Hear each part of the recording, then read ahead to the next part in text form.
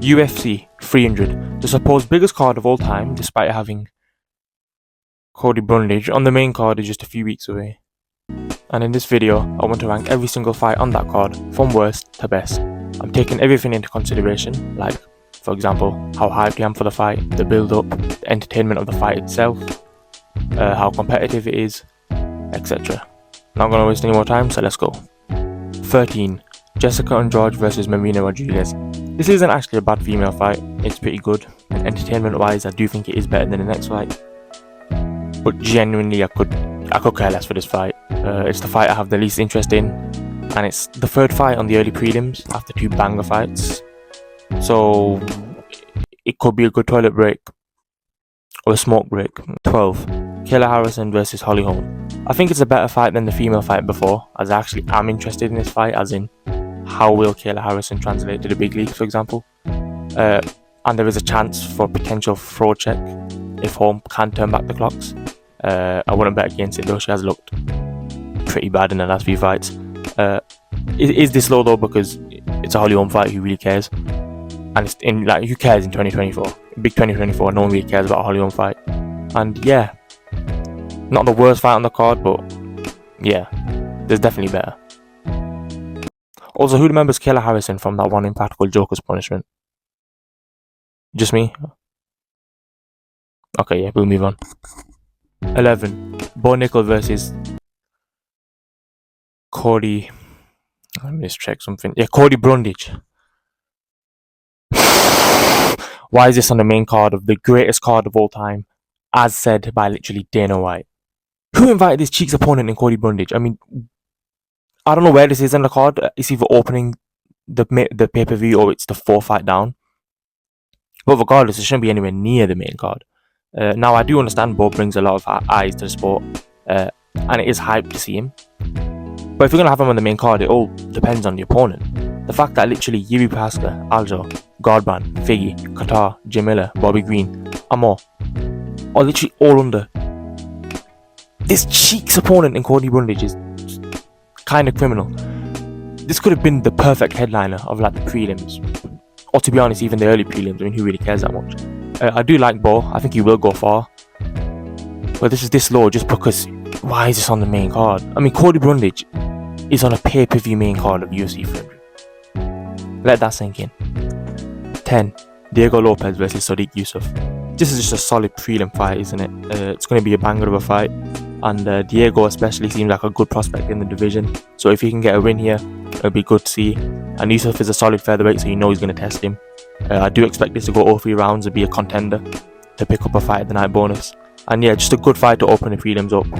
And essentially every fight from this point onwards is either really good, great, or just absolutely amazing. 9. Renato Moicano versus Jalen Turner. MMA Guru's best friend versus Bobby Green's Grim Reaper. Renato being on the card is a great addition. They added him quite late, to be honest, compared to the rest of the fights on the card.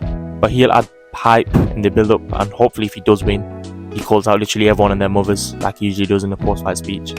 And but unfortunately, I don't think that's going to happen though. I'm not doing predictions for every fight, but I do fear Turner's going to turn up and Bobby Green him. But it's just good to see Money Moik on the card. That's why it's not any higher, but it's not any lower. It's a solid spot on the card. And yeah, just a solid fight, and yeah, we will be there. 8. Zhang Weili versus Yan Xiaonan. Now this is a good fight. It's a world title fight, so you're probably wondering why is it so low down. Is it because of my female MMA hate agenda? If you follow my Twitter, you'll know the answer to that. But it's a world title fight between 2 fighters from the same nation. I'm hyped for it. You don't really see that unless it's 2 Americans fighting for the belt. So it is great. 2 Chinese fighters fighting for a world title.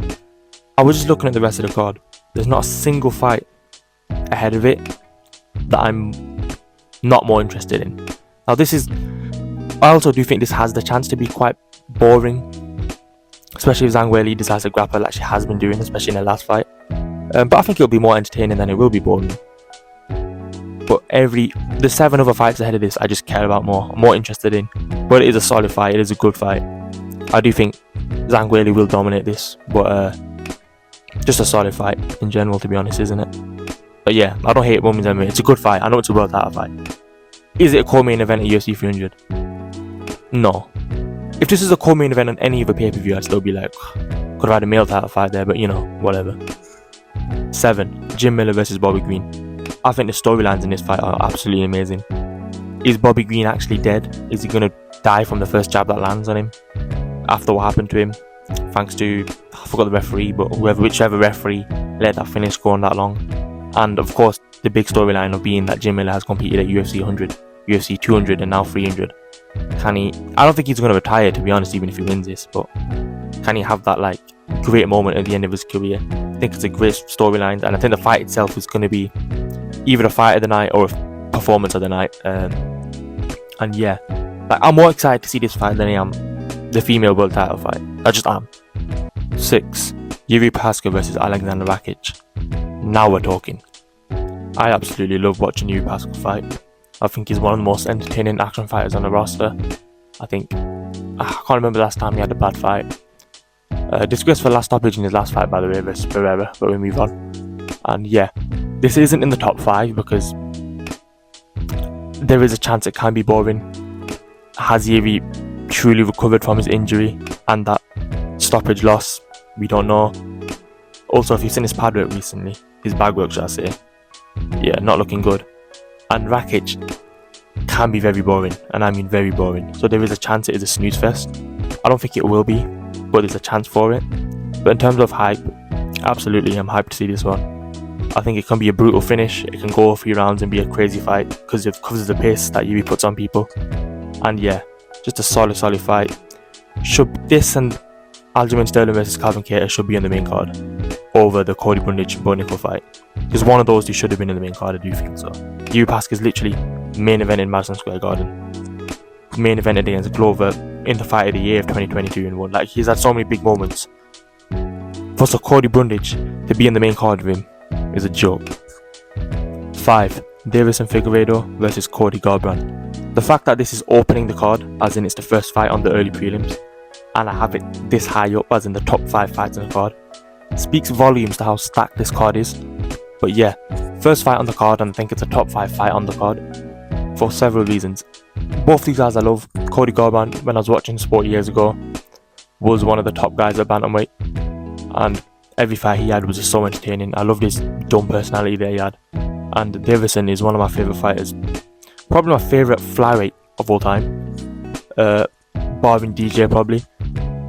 And yeah, just everything about this fight just screams banger. I think it's going to set the tone. It's important this fight delivers because I think it will set the tone for the rest of the card. And yeah, this can go all ways. I can see both guys winning in decision, and I can see both guys winning by knockout. I do think Figueiredo will nuke him. But yeah, this is top 5 for me. There's only 4 fights on this card that I'm more excited to see. 4. Calvin Kattar versus Aljamain Sterling. Now that I'm thinking about it, this definitely should have been in the main card. Sterling has literally been the world champion since like early 2021, I want to say. I know he won it in controversy, but he's been the champion, and he's been, regardless if you like it or not, the face of bantamweight for the past few years. So for him to be the co-main event of the prelims on his card, I think it's just disrespectful to Sterling. And yeah, this fight for me is definitely a top 5 fight in this card. I mean, how will Sterling's style translate at featherweight? I think how is Calvin Kattar after that injury he suffered last year, or 2 years ago now, I think it was. There's so many different storylines. I don't know how this one goes. I think it's one of the few fights in the card where I genuinely have no idea. Every fight I have an idea of who I think wins. This one I don't have an idea. Sterling can win it, but also Calvin Kattar, with the boxing he has, with the power he has, I can definitely see him chinning Aljo. I think yeah, this one's gonna be. I'm gonna be hyped for it, but I'm gonna be nervous for it, and that's gonna be that for the next 4 fights now. I'm nervous for these ones now. I don't even have a dog in this race. I don't really mind who wins. I prefer Aljo to win. It'll be more hype. 3. Alex Pereira versus Jamal Hill, the main event of UFC 300. I don't think it's in the top 2, and I'm going to explain why it's not in the top 2, and then explain why it's in the top 3. I don't think this is main event UFC 300 worthy. I'm just going to say how it is. Is it a great fight? Yes. Does it scream massive main event UFC 300 greatest card of all time? No, it doesn't. But I mean, it's better than Alex fighting Magomed, so I guess in a way we should be grateful. But it still is a great fight because I think a lot of Powhatan fans think he's just going to easily win this fight. I think Hill might knock him out, and I think just the scenes of it is going. If there's a finish in this fight, which it probably will be, the scenes of it, especially with it being the main event of UFC 300, is going to be crazy. And I think it is a competitive. I do think it is a 50-50, and yeah, I'm excited to see it. I think there's a chance it can go 5 rounds and be a war, but there's a chance it can end early, which hopefully it does, because the scenes of it will be crazy, like I said before. And yeah. 2. Charles Oliveira versus Arman Tsarukyan. This for me is the second best fight on the card, but for me personally, it's my most anticipated fight on the card in terms of, out of everyone on this card, of however many fighters there are on this card, Charles Oliveira is my favourite fighter, by far, by anyone on this card. So this is the one I'm most nervous to see. This is the one I'll be sweating the most. My feet will be tingling. I was going to say something else then. Yeah, this is the one where you can't eat, you can't drink, you can't do anything. I think you can see me staring at the screen, absolutely breaking it that Charles Oliveira doesn't bottle it. Which I don't think he will, by the way. I do think he will pull through. But yeah, this for me has to be in everyone's top 3 at least. Just stylistically, I think it's a Charles Oliveira fight. When is he in a boring fight? So it'll be entertaining. I think Arman's a good challenger. I do think he loses, but because I think it's a bit too far. But I'll be lying to say that, as an Oliveira fan, Oliveira's going to walk in there and just steamroll him. I don't think that's going to happen. I mean, I think it will happen, but I don't think it's 100% guaranteed. Definitely going to happen. Absolutely not. I think Arman definitely can win this. And yeah, I am petrified for this fight. I think there is a clear best fight on the card. That's why I have put it number 1. But yeah, this fight, absolutely not even good. I hate the fight because I'm going to be absolutely nervous all fight week. Because if Oliveira loses this, he's 34. Will be 35 by the time he next fights, and we know what the age 35 does to people. So yeah, a must win for Charles Oliveira. And yeah, this feels like a title fight, even though it's not. And yeah, and the winner of this probably does fight Islam for the belt. And number 1 for me, the best fight of UFC 300, potentially the best fight of the year, Justin Gaethje versus Max Holloway for the BMF belt. There's nothing this fight doesn't have. Hype, the entertainment, the violence, stakes, literally everything about this fight. The storylines, how will Holloway do it lightweight? Can Gaethje put down Holloway, who is a top 3 chin ever? Just, this fight is just absolutely incredible. I think it will be a fight of the year. Not even fight of the night, a fight of the year. I think it is the best fight on the card by far. I think it will go 5 rounds probably, which, I mean, do I even have to explain it? It's literally Justin Gaethje and it's literally Max Holloway, 2 of the most entertaining guys in their division fighting each other. Just I remember when this first got announced, we all went crazy for it, and now it's under a month away. I mean, the anticipation for this is going to be incredible. I'm especially going to enjoy it because I don't really have someone I would rather win. I'm just going to enjoy it as a fan, and I think that's the best position to be in here. I think if you're a diehard fan of either of these guys, you're going to be nervous.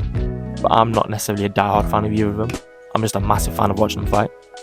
So I'm going to be just loving every second of this. And yeah, how this is the 3rd fight of the main card, I don't know. It should be the co-main event, if we be honest. And in a way, it's the people's main event. In terms of skill, it's the best fight on the card. In terms of everything, it is the best fight on the card. And yeah, best fight of UFC 300 by far. It's carrying it in a way, and will be probably the best fight of 2024 in general anyway. And yeah, that's my ranking of every single fight on UFC 300. Hope you enjoyed. Please let me know your opinions. If you agree, if you disagree, what's your favourite fight? Which fight could you not care less about? And yeah, again, follow all my socials on TikTok especially. We're going to go live on there. And yeah, please subscribe, like, share, comment, do whatever. And yeah, UFC 300 in a few weeks. I will be uploading a prediction video closer to the time. And yeah,